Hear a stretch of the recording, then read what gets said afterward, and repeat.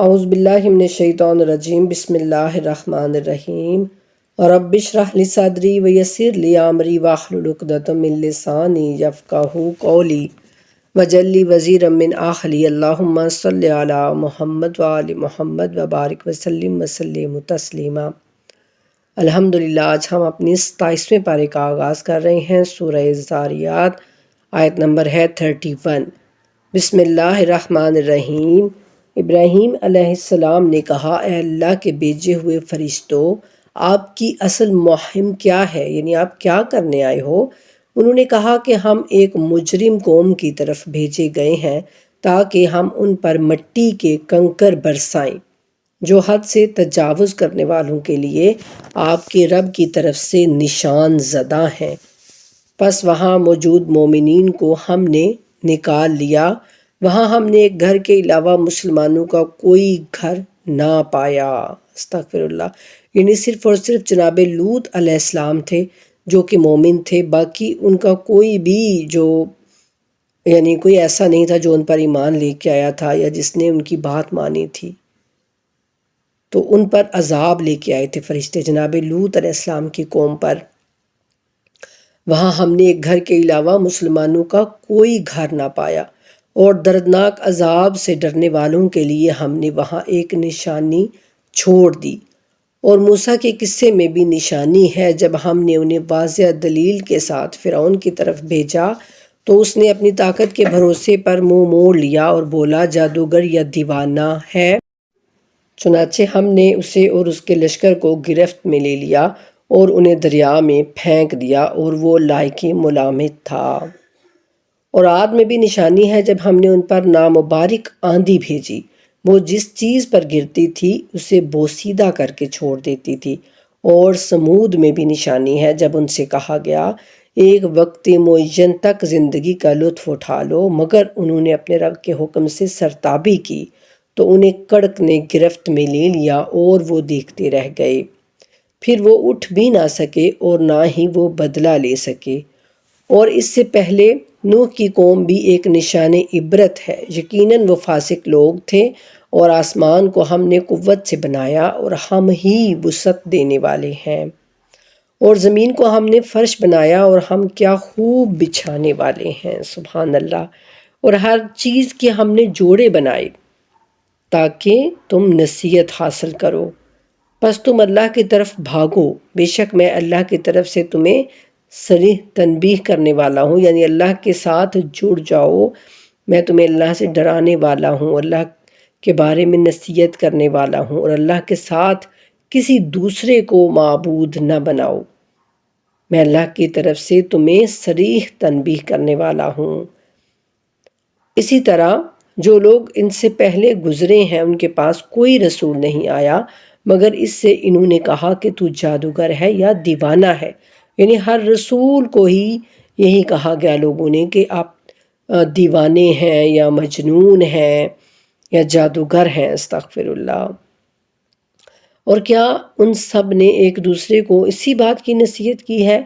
نہیں، بلکہ وہ سرکش قوم ہے۔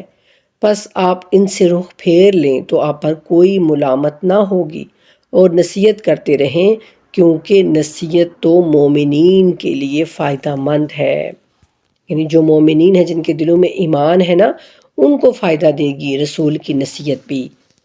جن کے دلوں میں ایمان نہیں ہے، بغض ہے، کینہ ہے، حسد ہے، ان کو رسول صلی اللہ علیہ وآلہ وسلم کی نصیحت بھی کوئی فائدہ نہیں دیتی۔ اور میں نے جن و انس کو خلق نہیں کیا مگر یہ کہ وہ میری عبادت کریں۔ اللہ سبحانہ تعالیٰ کہتے ہیں کہ انسانوں کو اور جنوں کو میں نے پیدا اس لیے کیا ہے تاکہ وہ سب کے سب میری عبادت کریں۔ میری عبادت کا مطلب کہ میرا کہا مانیں، میری بات مانیں، میری اطاعت کریں، میری فرما برداری کریں۔ ٹھیک ہے؟ ورنہ اگر عبادت کا صرف یہ لیا جائے کہ نماز پڑھنا اللہ کے لیے، اللہ کو سجدے کرنا، تو وہ اللہ سبحانہ تعالیٰ کی فرشتے کرتے رہتے ہیں، ہر وقت وہ اللہ کی عبادت میں مشغول رہتے ہیں۔ اور یہاں جنوں اور انس کی عبادت سے مطلب یہ ہے کہ وہ اللہ کی فرما برداری اور اللہ کی اطاعت میں اپنی زندگیاں گزاریں۔ اور میں نے ان سے کوئی روزی میں نہ ان سے کوئی روزی چاہتا ہوں اور نہ ہی میں یہ چاہتا ہوں کہ وہ مجھے کھلائیں۔ یقیناً اللہ ہی بڑا رزق دینے والا اور بڑی پائیدار طاقت والا ہے۔ پس جن لوگوں نے ظلم کیا ہے ان کے حصے میں وہی سزائیں ہیں جو ان کے ہم مشربوں کے حصے میں تھیں، لہٰذا وہ مجھ سے عجلت نہ مچائیں۔ یعنی جو شرک کر رہے ہیں اپنی جانوں پر تو ان کے لیے وہی سزائیں ہیں جو پیچھے لوگوں نے شرک کیا تو ان پر وہ عذاب آ گیا۔ اور اللہ کہتے ہیں یہ مجھ سے جلدی نہ مچائیں کہ جلدی عذاب کیوں نہیں آ رہا۔ پس کفار کے لیے تباہی ہے اس روز جس کا ان سے وعدہ کیا جاتا ہے۔ آگے ہے سورہ طور، یہ بھی مکی سورہ ہے۔ بنام خدائے رحمان و رحیم، قسم ہے طور کی۔ طور اس پہاڑ کو کہتے ہیں، اس پہاڑ کا نام ہے جہاں پر جناب موسیٰ علیہ السلام اللہ سبحانہ تعالیٰ سے باتیں کیا کرتے تھے، کوہ طور۔ قسم ہے طور کی اور لکھی ہوئی کتاب کی، ایک کشادہ ورق میں، اور بیت معمور آباد گھر کی۔ بیت معمور کہتے ہیں کہ دنیا میں اب یہاں ہمارے لیے جو بیت اللہ ہے نا، تو آسمان میں فرشتوں کے لیے اللہ سبحانہ تعالیٰ نے بیت معمور بنا رکھا ہے، بالکل اسی کی سیر میں اوپر آسمان پر، آسمانوں میں بیت معمور ہے، جو کہ وہ بھی اللہ کا گھر ہے۔ اور جیسے یہاں ہم حج کرتے ہیں، عمرہ کرتے ہیں، طواف کرتے ہیں، تو وہاں پر فرشتوں کے لیے وہ گھر بنایا گیا ہے جس کی وہ عمرہ کرتے ہیں، طواف وغیرہ کرتے ہیں۔ اس کی بھی اللہ سبحانہ تعالیٰ قسم کھا رہے ہیں، اور بلند چھت کی اور موجزن سمندر کی، آپ کے رب کا عذاب ضرور واقع ہونے والا ہے۔ سبحان اللہ، یعنی اس قدر اتنی قسمیں کھا کے اللہ سبحانہ تعالیٰ خود مشرکین مکہ کو یہ بتا رہے ہیں کہ آپ کے رب کا عذاب جو ہے وہ آنے والا ہے، وہ ضرور واقع ہوگا، اس میں کوئی تاخیر نہیں ہوگی، کوئی ایسا نہیں کہ وہ نہیں ہوگا۔ اللہ اکبر، اور اسے ٹالنے والا کوئی نہیں ہے۔ اس روز آسمان بری طرح تھر تھرائے گا، تھر تھرائے گا سامان، اور پہاڑ پوری طرح چلنے لگیں گے۔ یعنی پہاڑ، اللہ کہتے ہیں پہاڑ یوں تم لوگوں کو محسوس ہوں گے کہ جیسے وہ ہوا میں اڑ رہے ہیں۔ بس اس دن تکذیب کرنے والوں کے لیے تباہی ہے، جھٹلانے والوں کے لیے اس دن تباہی ہے، جو بےہودگیوں میں کھیل رہے ہیں، یعنی جو اس دنیا میں کھیل تماشے میں لگے ہوئے ہیں۔ اس دن وہ شدت سے جہنم کی آگ کی طرف دھکیلے جائیں گے۔ یہ وہی آگ ہے جس کی تم لوگ تکذیب کرتے تھے۔ بتاؤ کیا یہ جادو ہے یا تم دیکھتے نہیں ہو؟ یعنی اللہ کہیں کہ اب بھی بتاؤ کیا یہ جادو ہے سارا کچھ، یہ جہنم جو تمہیں نظر آ رہا ہے، کیا یہ تمہیں جادو لگ رہا ہے؟ اور اب اس میں جھلس جاؤ، پھر صبر کرو یا صبر نہ کرو تمہارے لیے یکساں ہے، تمہیں تو بہرحال تمہارے اعمال کی جزائیں دی جائیں گی۔ یعنی اب چاہے تم صبر کرو یا چلاؤ چیخو، تو اب جو تم نے دنیا میں کیا ہے اس کی سزا تو تم کو ملے گی۔ اہل تقویٰ تو یقیناً جنتوں اور نعمتوں میں ہوں گے۔ سبحان اللہ، ان کے رب نے جو کچھ انہیں عطا کیا ہے اس پر وہ خوش ہوں گے، اور ان کا رب انہیں عذاب جہنم سے بچا لے گا۔ اے اللہ، اے میرے مالک و مولا، ہم سب کو بھی، تمام امت محمدیہ کو اس دن جہنم کی عذاب سے بچا لیجئے۔ اللہم آجرنا من النار، اللہم آجرنا من النار، آمین الہی آمین۔ اور خوشگواری سے کھاؤ، یعنی ان سے کہا جائے گا جنت والوں سے کہ خوشگواری سے کھاؤ اور پیو ان اعمال کے عوض جو تم کرتے رہے ہو۔ وہ صف میں بچھی ہوئی مسندوں پر تکیے لگائے ہوئے ہوں گے، یعنی جس دن نفسا نفسی کا عالم ہوگا تو اس دن جو نیک لوگ ہوں گے وہ تکیے لگائے بیٹھے ہوں گے، خوبصورت بستروں پر، بیڈوں یا گدے جو بھی آپ سمجھ لیں ان پر، اور بڑی آنکھوں والی حوروں سے ہم ان کا عقد کر دیں گے، شادیاں ان کی رچائیں گے۔ اور جو لوگ ایمان لے آئے اور ان کی اولاد نے بھی ان ایمان میں ان کی پیروی کی، ان کی اولاد کو جنت میں ہم ان سے ملا دیں گے، اور ان کے عمل میں سے ہم کچھ بھی کم نہیں کریں گے۔ ہر شخص اپنے عمل کا گروی ہے، یعنی عمل کے بدلے وہ گروی یعنی رکھا ہوا ہے، جیسا اس کا عمل ہوگا نا ویسا ہی وہ بدلہ پائے گا، اور ہم انہیں پھل اور گوشت جو ان کا جی چاہے گا فراہم کریں گے۔ وہاں وہ آپس میں جام پھراتے ہوں گے جس میں نہ بے ہودگی ہوگی اور نہ گناہ، اور ان کے گرد 9 عمر خدمت گزار لڑکے ان کے لیے چل پھر رہے ہوں گے گویا وہ چھپائے ہوئے موتی ہوں، اور یہ لوگ آپس میں ایک دوسرے کی طرف متوجہ ہو کر سوال کریں گے، کہیں گے پہلے ہم اپنے گھر والوں کے درمیان ڈرتے رہتے تھے، یعنی اللہ سبحانہ تعالیٰ کا خوف رکھتے تھے، بس اللہ نے ہم پر احسان کیا اور ہمیں جھلسا دینے والی ہواؤں کے عذاب سے بچا لیا۔ اس سے پہلے ہم اسی کو پکارتے تھے اور وہ یقیناً احسان فرمانے والا مہربان ہے۔ لہٰذا آپ نصیحت کرتے جائیں کہ آپ اپنے رب کے فضل سے نہ کاہن ہیں اور نہ ہی مجنون ہیں۔ رسول اللہ صلی اللہ علیہ وآلہ وسلم سے اللہ سبحانہ تعالیٰ کہہ رہے ہیں کہ اے میرے نبی، آپ ان کو نصیحت کرتے رہیں، یعنی آپ اپنا کام کرتے جائیں، جس کے اعمال جس کی قسمت اچھی ہوگی نا تو وہ ضرور ایمان لے آئے گا، اور جس کے دل میں بغض ہے، کینہ ہے، حسد ہے تو وہ کبھی بھی ایمان نہیں لے کے آئے گا، اور نہ ہی تو آپ کاہن ہیں اور نہ ہی آپ مجنون ہیں، بلکہ آپ تو اپنے رب کے پیارے محبوب ہیں۔ کیا یہ لوگ کہتے ہیں کہ یہ شاعر ہے، ہم اس کے بارے میں گردش زمانہ یعنی موت کے منتظر ہیں، استغفر اللہ؟ تو آپ کہہ دیجئے کہ انتظار کرو، میں بھی تمہارے ساتھ انتظار کرنے والوں میں سے ہوں۔ کیا ان کی عقلیں انہیں ایسا کرنے کو کہتی ہیں یا یہ سرکش لوگ ہیں؟ کیا یہ لوگ کہتے ہیں اس قرآن کو اس نے خود گھڑ لیا ہے؟ نہیں، بلکہ یہ ایمان نہیں لاتے۔ پس اگر یہ سچے ہیں تو اس جیسا کلام بنا لائیں۔ پیچھے بھی اللہ سبحانہ تعالیٰ نے کہا نا کہ اچھا اگر تم یہ کہتے ہو کہ یہ رسول اللہ نے خود گھڑ لیا ہے تو پھر اس جیسی ایک سورہ ہی بنا لاؤ، ایک سورہ ہی بنا لاؤ۔ اور کیا یہ لوگ بغیر کسی خالق کے پیدا ہوئے ہیں یا خود اپنے خالق ہیں؟ یعنی کیسے پیدا کیسے ہو گئے پھر یہ سب کے سب؟ کس طرح ان کی خلقت ہو گئی؟ یا انہوں نے آسمانوں اور زمین کو پیدا کیا ہے؟ نہیں، بلکہ یہ یقین نہیں رکھتے۔ کیا ان کے پاس آپ کے رب کے خزانے ہیں یا ان پر ان لوگوں کا تسلط قائم ہے، یا ان کے پاس کوئی سیڑھی ہے جس کے ذریعے سے یہ وہاں عالم ملکوت کی باتیں سنتے ہیں؟ اگر ایسا ہے تو ان کا سننے والا واضح دلیل پیش کرے۔ یعنی اللہ سبحانہ تعالیٰ کہتے ہیں کہ کیا دلیل ہے ان کے پاس؟ کیوں نہیں مانتے یہ رب کو؟ کیا اللہ کے لیے بیٹیاں ہیں اور تمہارے لیے بیٹے ہیں؟ جو کفار مشرکین مکہ نے جو بیٹیاں بنائی ہوئی تھی کہ یہ اللہ سبحانہ تعالیٰ کی بیٹیاں ہیں اور ہم اس لیے ان کے بت بنا کے ان کی پوجا کرتے ہیں، ان کو راضی کرتے ہیں، تو اللہ کہتے ہیں کیا اللہ کے لیے بیٹیاں ہیں اور تمہارے لیے بیٹے؟ کیا آپ ان سے اجر مانگتے ہیں کہ ان پر تاوان کا بوجھ پڑ رہا ہے؟ یعنی رسول اللہ کوئی پیسے مانگ رہے ہیں کہ جو ان کو وہ دینے سے یعنی وہ کترا رہے ہیں اور ان پر کوئی بوجھ پڑ رہا ہے، یا ان کے پاس غیب کا علم ہے جسے وہ لکھتے ہوں؟ کیا یہ لوگ فریب دینا چاہتے ہیں؟ کفار تو خود فریب کا شکار ہو جائیں گے، یا ان کا اللہ کے سوا کوئی اور معبود ہے؟ اللہ اس شرک سے پاک ہے جو یہ کرتے ہیں۔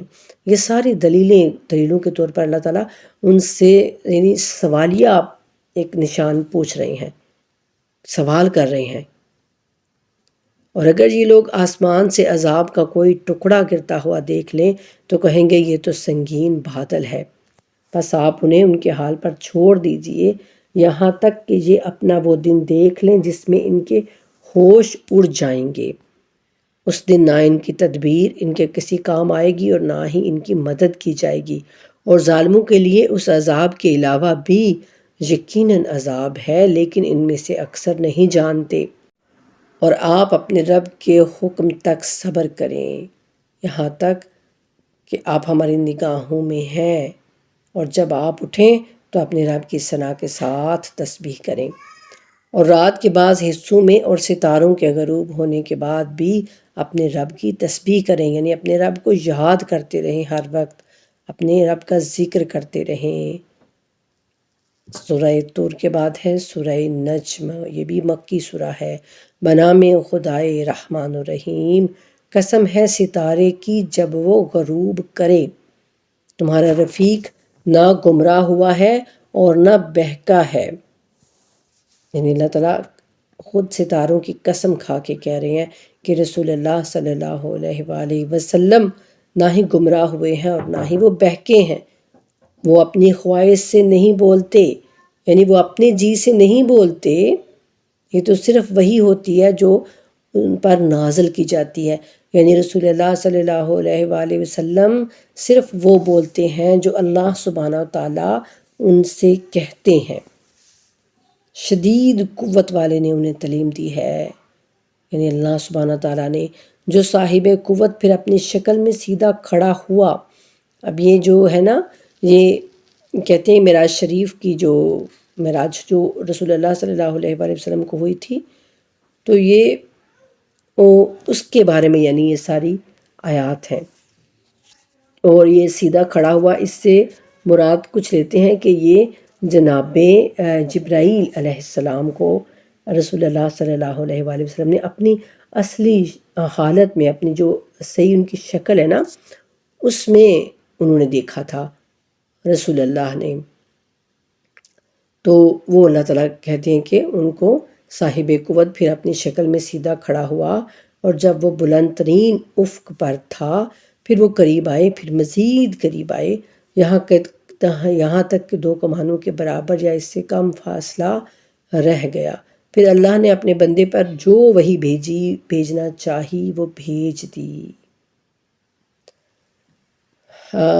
اب کچھ یہ کہتے ہیں کہ وہ اللہ تعالیٰ کا قرب، یعنی اللہ تعالیٰ اپنے قرب کو ظاہر کر رہے ہیں کہ اللہ تعالیٰ قریب آئے، پھر اور قریب آئے، پھر 2 کمانوں کا فاصلہ رہ گیا۔ اور کچھ کہتے ہیں کہ جناب جبرائیل علیہ السلام کو جو ہے وہ آپ نے دیکھا، اور انہی کے یعنی کہ وہ سارا معاملہ ہوا، اور پھر جناب جبرائیل نے آپ پر وحی کی، جو کہ اللہ سبحانہ تعالیٰ نے جو چاہا تھا وہ وحی بھیجی۔ اور جو کچھ نظروں نے دیکھا اسے دل نے نہیں جھٹلایا، یعنی جو کچھ بھی رسول اللہ صلی اللہ علیہ وآلہ وسلم نے دیکھا تو انہوں نے اس کو حق جانا، ان کے دل نے بالکل بھی یہ نہیں کہا کہ یہ تو جھوٹ ہے یا اس طرح کی کوئی بات۔ تو کیا جسے انہوں نے اپنی آنکھوں سے دیکھا ہے تو تم لوگ اس کے بارے میں ان سے جھگڑتے ہو؟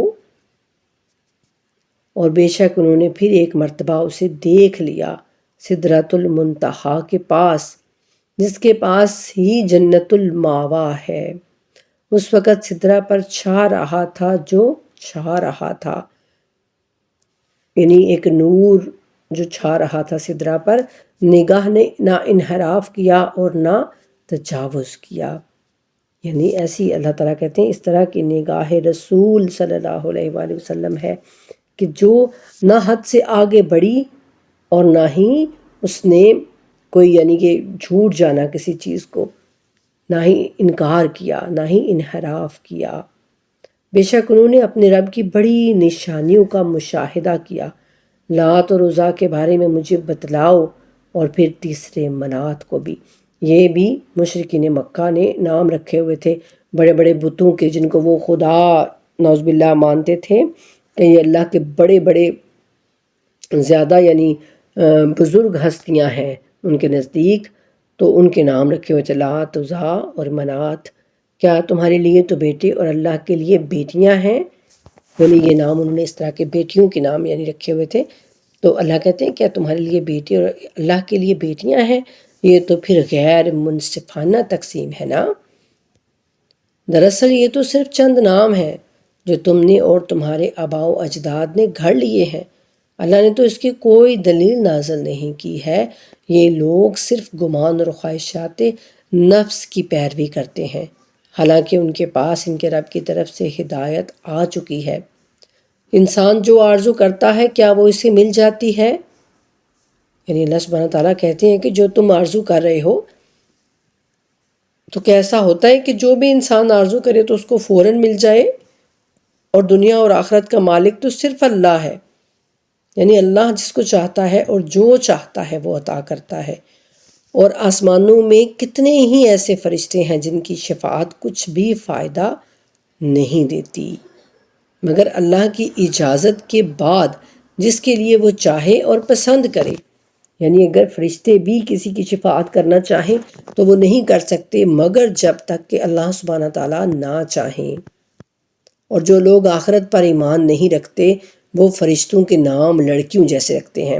اب یہ سارا وہ اللہ تعالیٰ ان کے مائنڈ کو سامنے رکھ کے بات کر رہے ہیں کہ ان کا یہ مائنڈ تھا کہ یہ جو ہم نے لات عزار منات یہ فرشتے یعنی کہ وہ کہتے تھے کہ فرشتے اللہ کی بیٹیاں ہیں، اور ان کے ناموں پر انہوں نے پھر وہ بت بنائے ہوئے تھے، پھر ان بتوں کی وہ پوجا کرتے، عبادت کرتے کہ ہم ان کو خوش کر رہے ہیں، اور اس لیے خوش کر رہے ہیں تاکہ اللہ سبحانہ تعالیٰ کے نزدیک کل کو یہ ہماری شفاعت کریں گے. تو وہ سارا جو ان کا ذہنی ایک وہ بنا ہوا تھا نا ذہن، تو اس کے ذیل میں اللہ تعالیٰ یہ ساری آیاتیں ان کو بتا رہے ہیں کہ کوئی بھی فرشتے جو ہیں نا، وہ جتنے بھی آسمان میں فرشتے ہیں اگر وہ شفاعت کرنا چاہیں نا تو وہ نہیں کر سکتے جب تک کہ اللہ سبحانہ تعالیٰ نہ چاہے. اور جو لوگ آخرت پر ایمان نہیں رکھتے وہ فرشتوں کے نام لڑکیوں جیسے رکھتے ہیں، حالانکہ انہیں اس کا کچھ بھی علم نہیں ہے، وہ تو صرف گمان کی پیروی کرتے ہیں، اور گمان تو حق تک پہنچنے کے لیے کچھ کام نہیں دیتا. بس آپ اس سے منہ پھیر لیں جو ہمارے ذکر سے منہ پھیرتا ہے اور صرف دنیاوی زندگی کا خواہ ہے، یعنی وہ صرف دنیا کی عیش و آرام چاہتا ہے، یہی ان کے علم کی انتہا ہے. آپ کا رب یقیناً بہتر جانتا ہے کہ اس کے راستے سے کون بھٹک گیا ہے، اور اسے بھی خوب جانتا ہے جو ہدایت پر ہے. اور جو کچھ آسمانوں اور زمین میں ہے سب اللہ ہی کا ہے، تاکہ اللہ برائی کرنے والوں کو ان کے عمل کا بدلہ دے اور نیکی کرنے والوں کو بہترین جزا دے. اور جو لوگ گناہان کبیرہ اور بے حیائی سے اجتناب برتتے ہیں، یعنی بڑے بڑے گناہوں سے بچتے رہتے ہیں، بے حیائی کے کاموں سے وہ اجتناب کرتے ہیں، رک جاتے ہیں سوائے گناہان صغیرہ کے، یعنی چھوٹے چھوٹے گناہ ان سے ہو جاتے ہیں، تو آپ کے رب کی مغفرت کا دائرہ یقیناً بہت وسیع ہے. سبحان اللہ. یعنی جو بڑے بڑے گناہوں سے بچتا رہے گا، اللہ کا خوف رکھے گا، بے حیائی سے دور رہے گا، تو اللہ کہتے ہیں پھر اس کے چھوٹے چھوٹے گناہ میں معاف کر دوں گا، کیونکہ میری مغفرت کا دائرہ بہت زیادہ وسیع پھیلا ہوا ہے.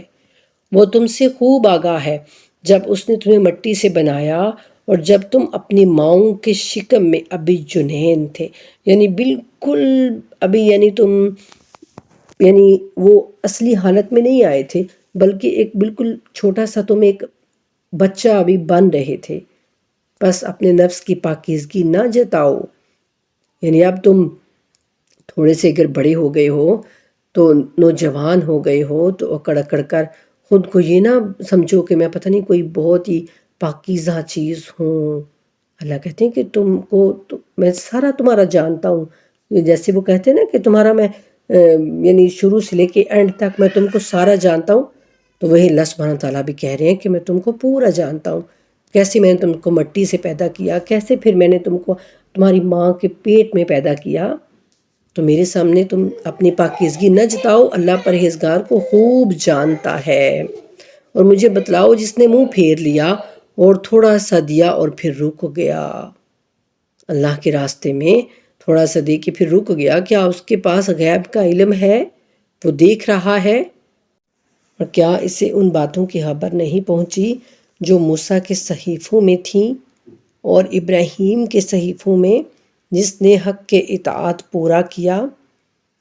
یہ کہ کوئی بوجھ اٹھانے والا کسی دوسرے کا بوجھ نہیں اٹھائے گا. یعنی یہاں یہ بتوں کو اس طرح سے کر رہے ہیں کہ یہ ہماری شفاعت کریں گے، تو یعنی جو بھی یہ عمل کر رہے ہیں نا اس کا بدلہ ہی ان کو ملے گا. کوئی بوجھ اٹھانے والا کسی دوسرے کا بوجھ نہیں اٹھا سکے گا قیامت میں.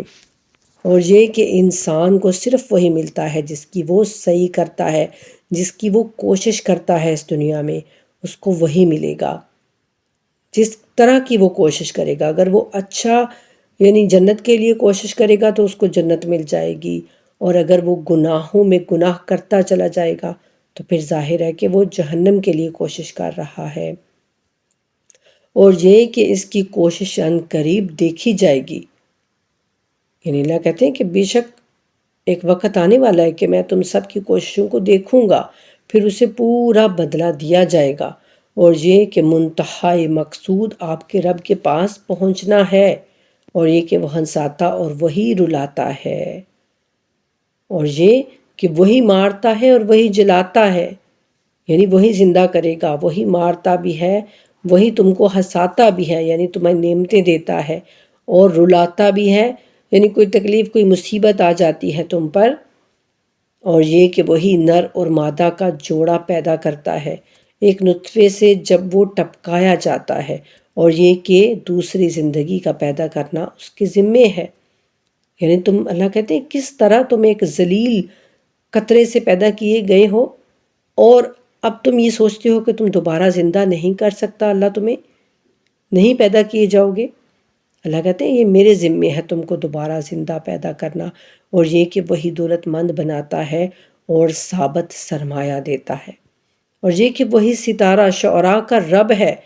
کچھ لوگ ستاروں کی پوجا کرتے تھے، اور جو ان کا سب سے بڑا وہ ستارہ ہوتا تھا اس کو شعراء کہا جاتا تھا، اور اس کی عبادت کی جاتی تھی۔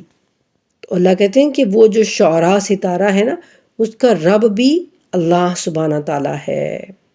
سبحان اللہ، یعنی اس ستارے کو بھی جو بھی اس کی ایکوائرمنٹ ہے، جو بھی اس کو چاہیے زندہ رہنے کے لیے، ظاہر ہے ہر چیز زندگی تو ہے نا اس میں، سورج میں، چاند میں، ستاروں میں، سیاروں میں، ہر چیز میں زندگی ہے تو وہ زندہ ہے نا۔ تو اللہ کہتے ہیں کہ ان کو بھی جو کچھ بھی ان کی انکوائرمنٹ ہے نا، ان کو زندہ رہنے کے لیے جس چیز کی بھی ضرورت ہے، وہ اس کی ضرورت، اس کی غذا کون پورا کر رہا ہے؟ اللہ سبحانہ تعالیٰ، اس کا رب ہے، پالنے والا ہے۔ اس کا خالق نہیں کہا کہ اس کا خالق بھی بے شک وہی ہے، لیکن اللہ کہتے ہیں کہ رب بھی میں ہی ہوں سب کا، میں ہی سب کو پالتا ہوں، میں ہی سب کو غذا دیتا ہوں، پھر تم کدھر بھٹکے جا رہے ہو؟ اور یہ کہ اسی نے عاد اولا کو ہلاک کیا۔ عاد قوم جو تھی سب کو بڑا وہ اپنے آپ کو سمجھتی تھی، اللہ کہتے ہیں اللہ سبحانہ تعالیٰ نے اس کو بھی ہلاک کیا، اور سمود کو بھی، پھر کچھ نہ چھوڑا، اور اس سے پہلے قوم نوح کو تباہ کیا، کیونکہ وہ یقیناً سب سے زیادہ ظالم اور سرکش تھے، اور الٹی ہوئی بستیوں کو گرا دیا، پھر ان پر چھایا جو چھایا۔ پھر تو اپنے رب کی کون سی نعمت پر شک کرتا ہے؟ یہ پیغمبر بھی گزشتہ تنبیہ کرنے والوں کی طرح ایک تنبیہ کرنے والے ہیں، یعنی جیسے پہلے انبیاء نصیحت کرنے والے، ڈرانے والے اللہ کے عذاب سے، تو یہ بھی ویسے ہی ایک پیغمبر ہیں۔ آنے والی قیامت قریب آ ہی گئی ہے، یعنی اس دن سے اللہ سبحانہ تعالیٰ کہہ رہے ہیں کہ قیامت قریب ہے، قیامت قریب ہے۔ اللہ کے سوا اسے دور کرنے والا کوئی نہیں۔ کیا تم اس کلام سے تعجب کرتے ہو اور ہنستے ہو اور روتے نہیں ہو؟ سبحان اللہ، یعنی اللہ سبحانہ تعالیٰ کہتے ہیں کہ یہ کلام خدا پڑھتے ہوئے تمہیں رونا چاہیے، اللہ کے خوف سے، اللہ کے ڈر سے، اور تم لغویات میں مگن ہو، یعنی بے خدا باتوں میں تم مگن ہو۔ بس اللہ کے آگے سجدہ کرو اور اسی کی عبادت کرو۔ اللہ اکبر۔ سے آگے ہے سورہ قمر، یہ بھی مکی سورہ ہے۔ بنام خدائے رحمان و رحیم، قیامت قریب آ گئی اور چاند شک ہو گیا، یعنی جب رسول اللہ صلی اللہ علیہ وآلہ وسلم نے وہ معجزہ دکھایا، چاند 2 ٹکڑے ہو گیا تھا، تو اللہ سبحانہ تعالیٰ کہتے ہیں کہ قیامت قریب آ گئی اور چاند شک ہو گیا، اور کفار اگر کوئی نشانی دیکھ لیتے ہیں تو منہ پھیر لیتے ہیں اور کہتے ہیں کہ یہ تو وہی ہمیشہ کا جادو ہے۔ استغفر اللہ۔ ابو جہل نے یہی کہا تھا نا کہ یہ تو اس نے محمد صلی اللہ علیہ وآلہ وسلم نے ہماری آنکھوں کو، ہماری نظر بندی کر دی ہے، اور میں نہیں مانتا کہ چاند 2 ٹکڑے ہو گیا ہے۔ تو پھر اس نے جو دور سے آنے والے قبائل تھے، قبیلے تھے جو تجارت کے لیے گئے ہوئے تھے، ان سب سے اس نے پوچھا کہ کیا تم نے بھی ایسا نظارہ کیا، کچھ ایسا تمہیں دکھا؟ تو انہوں نے کہا کہ ہاں ہم نے دیکھا کہ چاند 2 ٹکڑے ہو گیا اور پھر وہ آپس میں مل گیا۔ پھر بھی وہ اس کا دل جو ہے وہ ایمان کی طرف راغب نہیں ہوا، پھر بھی ابو جہل ایمان نہیں لایا تھا۔ تو اللہ کہتے ہیں یہ کوئی نشانی دیکھ بھی لیتے ہیں تو منہ پھیر لیتے ہیں اور کہتے ہیں کہ یہ تو جادو ہے۔ انہوں نے تکذیب کی اور اپنی خواہشات کی پیروی کی، اور ہر امر استقرار پر پانے والا ہے۔ اور بے شک ان کے پاس وہ خبریں آ چکی ہیں جو کفر سے باز رہنے کے لیے کافی ہیں، جن میں حکیمانہ اور مؤثر باتیں ہیں، لیکن تنبیہیں فائدہ مند نہیں رہیں۔ یعنی اللہ کہتے ہیں کہ ان میں بہت زیادہ مؤثر باتیں میں نے کی ہیں، حکمت و دانائی کی باتیں ہیں، لیکن تمہیں نصیحت جو ہے وہ فائدہ دیتی ہی نہیں۔ پس آپ بھی ان سے رخ پھیر لیں جس دن بلانے والا ایک ناپسندیدہ چیز کی طرف بلائے گا، تو وہ آنکھیں نیچی کر کے قبروں سے نکل پڑیں گے گویا وہ بکھری ہوئی ٹڈیاں ہیں۔ پکارنے والے کی طرف دوڑتے ہوئے جا رہے ہوں گے۔ اس وقت کفار کہیں گے یہ بڑا کٹھن دن ہے، یعنی بہت ہی مشکل دن ہے یہ۔ اور ان سے پہلے نوح کی قوم نے بھی تکذیب کی، پس انہوں نے ہمارے بندے کی تکذیب کی اور کہنے لگے دیوانہ ہے اور جنات کی جھڑکی کا شکار ہے۔ استغفر اللہ، یعنی کوئی جادو سحر زدہ یعنی کوئی ہو گیا ہے، جادو ہو گیا ہے، یعنی جناب نوح علیہ السلام پر ایسے ہی لوگ کہتے تھے نا۔ پس نوح نے اپنے رب کو پکارا کہ میں مغلوب ہو گیا ہوں، یعنی ان لوگوں کے درمیان میں مجبور ہو گیا ہوں، یہ لوگ مجھ پر غالب آ گئے ہیں، پس تو انتقام لے۔ پھر ہم نے زوردار بارش سے آسمان کے دانے کھول دیے اور زمین کو شگافتہ کر کے ہم نے چشمے جاری کر دیے، تو دونوں پانی اس امر پر مل گئے تو جو مقدر ہو چکا تھا۔ یعنی اللہ کہتے ہیں کہ پھر ہم نے آسمان سے بھی پانی برسایا اور زمین نے بھی اپنا پانی اگل دیا، تو ہر طرف پانی ہی پانی ہو گیا۔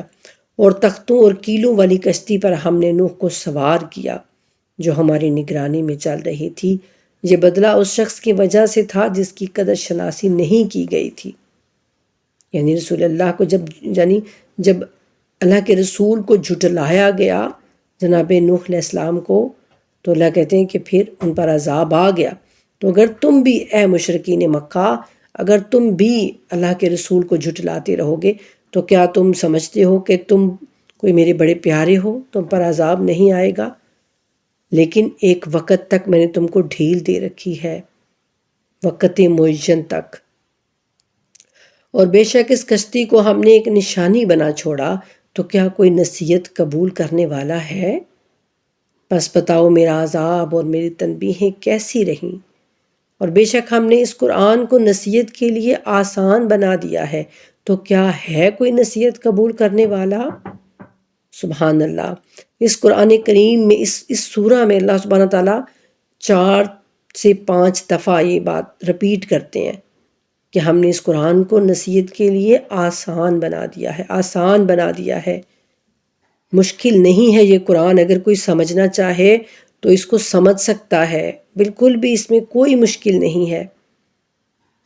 اور اللہ بار بار پکارتے ہیں کہ ہم نے اس کو آسان بنا دیا ہے، تو کیا کوئی ہے اس کو سمجھنے والا، اس سے کوئی نصیحت قبول کرنے والا؟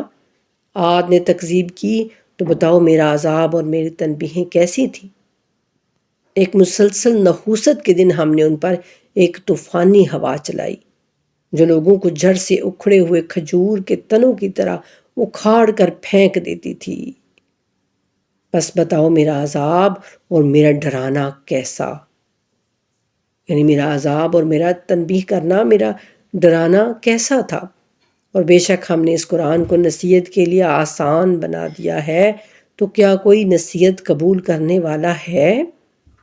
سمود نے بھی تنبیہ کرنے والوں کی تکذیب کی، یعنی سمود کی قوم نے بھی تکذیب کی، جھٹلایا اور کہنے لگے کہ کیا ہم اپنوں میں سے ایک بشر کی پیروی کریں، تب تو ہم گمراہی اور دیوانگی میں ہوں گے۔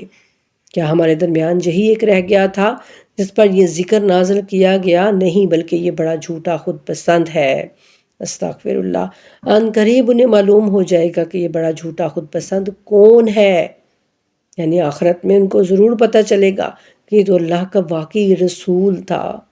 بے شک ہم اوٹنی کو ان کے لیے آزمائش بنا کر بھیجنے والے ہیں، بس ان کا انتظار کیجیے اور صبر کیجیے، اور انہیں بتا دو کہ پانی ان کے درمیان تقسیم ہوگا، اور ہر ایک اپنی باری پر حاضر ہوگا۔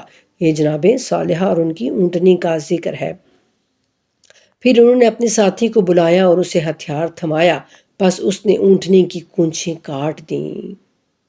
اونٹنی کے جو پیر تھے نا اس نے کاٹ دیے۔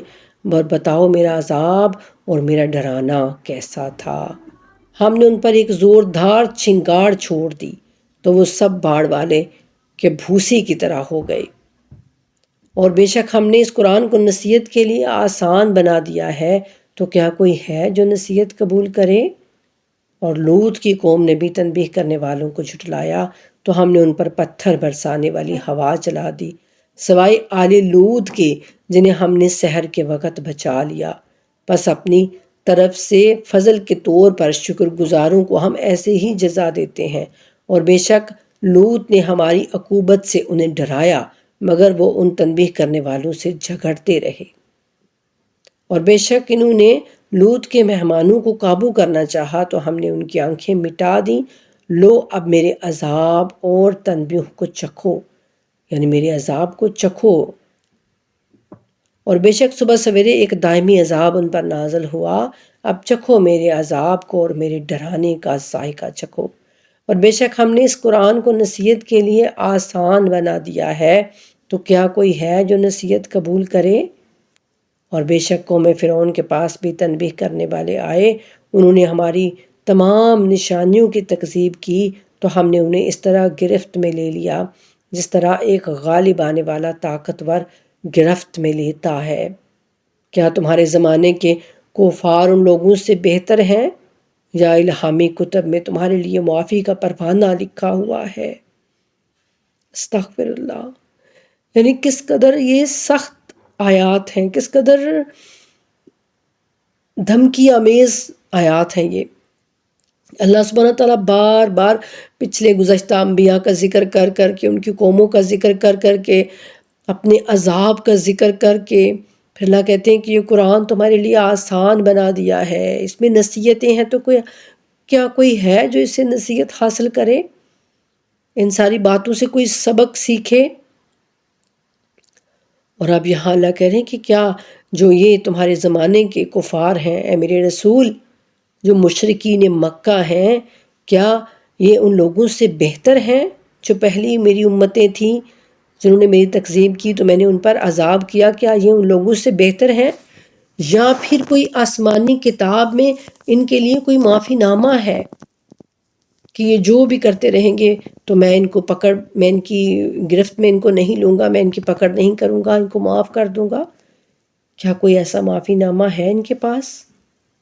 یا پھر یہ لوگ کہتے ہیں کہ ہم ایک فاتح جماعت ہیں، یعنی ہم استغفر اللہ، اللہ سبحانہ تعالیٰ پر بھی یعنی ہم نے فتح حاصل کر لی ہے، ایسا کہتے ہیں یہ؟ نہیں، یہ جماعت عنقریب شکست کھائے گی اور پیٹھ پھیر کر بھاگے گی۔ ان کے وعدے کا وقت قیامت ہے، اور قیامت تو زیادہ ہولناک اور زیادہ تلخ ہے۔ مجرم لوگ یقیناً گمراہی اور عذاب میں ہیں۔ جس دن وہ منہ کے بل آگ میں گھسیٹے جائیں گے، ان سے کہا جائے گا کہ چکھو آگ کا ذائقہ۔ ہم نے ہر چیز کو ایک اندازے کے مطابق پیدا کیا ہے، اور ہمارا حکم بس ایک ہی ہوتا ہے، پلک جھپکنے کی طرح۔ یعنی اللہ سبحانہ تعالیٰ کہتے ہیں کہ جب قیامت میں چاہوں گا نا تو تمہارے پلک جھپکنے تک قیامت جو ہے وہ آ چکی ہوگی، کوئی دور نہیں ہوگی۔ اور بے شک ہم نے تم جیسے بہتیروں کو ہلاک کیا، تو کیا کوئی نصیحت لینے والا ہے؟ اور جو کچھ انہوں نے کیا ہے سب نامہ اعمال میں درج ہے، اور ہر چھوٹی اور بڑی بات اس میں لکھی ہوئی ہے۔ اہل تقوی یقیناً جنتوں اور نہروں میں ہوں گے، سچی عزت کے مقام پر صاحب اقتدار بادشاہ کی بارگاہ میں۔ سبحان اللہ، اللہ اکبر۔ اللہ سبحانہ تعالیٰ سے دعا ہے کہ اللہ ہم سب کو بھی اپنی رحمت کے سائے میں رکھیے گا، روز قیامت تمام امت محمدیہ پہ اپنا کرم اور فضل فرما دیجیے گا۔ آگے ہے سورہ رحمان، یہ مدنی سورہ ہے۔ بنام خدائے رحمان و رحیم۔ رحمان نے قرآن سکھایا، اسی نے انسان کو پیدا کیا، اسی نے انسان کو بولنا سکھایا۔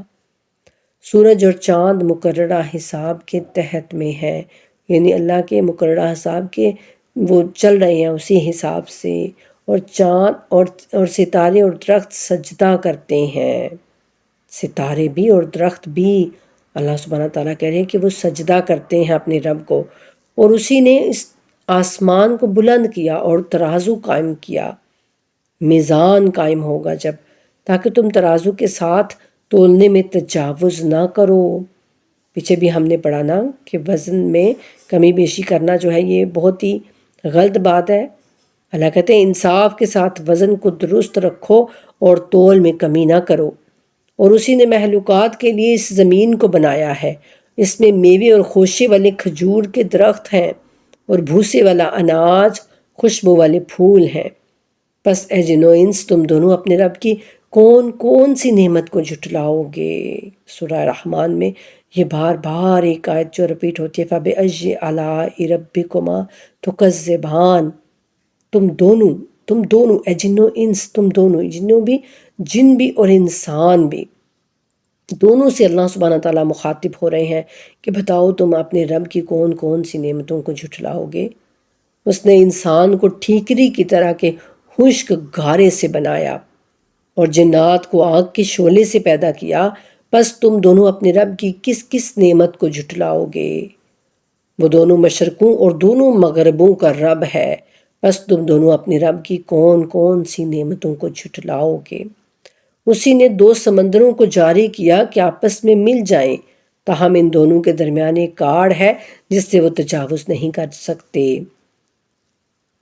پس تم دونوں اپنے رب کی کون کون سی نعمتوں کو جھٹلاؤ گے؟ اور ان دونوں سمندروں سے موتی اور مونگے نکلتے ہیں، پس تم دونوں اپنے رب کی کس کس نعمت کو جھٹلاؤ گے؟ اور سمندر میں چلنے والے پہاڑوں کی طرح بلند جہاز اسی کے ہیں، پس تم دونوں اپنے رب کی کون کون سی نعمت کو جھٹلاؤ گے؟ الحمدللہ 27واں پارہ ہمارا نصف تک مکمل ہو گیا، اس سے آگے انشاءاللہ صبح پڑھیں گے۔ وما علینا الا البلاغ المبین، اللہم صلی علی محمد وآل محمد وعجل فرجہم وفرجنا بہم برحمتک یا ارحم الراحمین، آمین ثم آمین یا رب العالمین۔